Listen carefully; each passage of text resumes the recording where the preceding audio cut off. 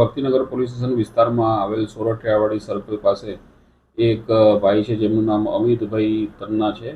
એમને રિક્ષા વ્યાજથી પૈસા લઈને લીધેલી અને એમનો ભાડેથી લઈને રિક્ષા ચલાવતા હતા.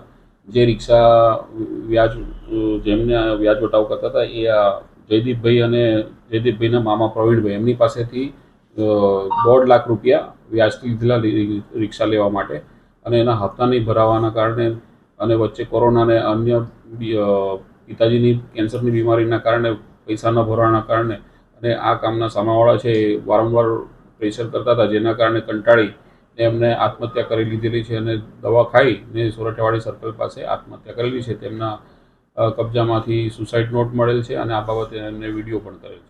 પ્રાથમિક ફરિયાદ 306 જે જૂની કલમ છે એ પ્રમાણે એટલે હાલની BNS પ્રમાણે લીધેલી છે, જેમાં આત્મહત્યાનું દુષ્પ્રેરણ તેમજ બળજબરીથી કઢાઈ લેવું અને મની લોન્ડરિંગ એક્ટ મુજબનો ગુનો દાખલ કરવામાં આવેલ છે.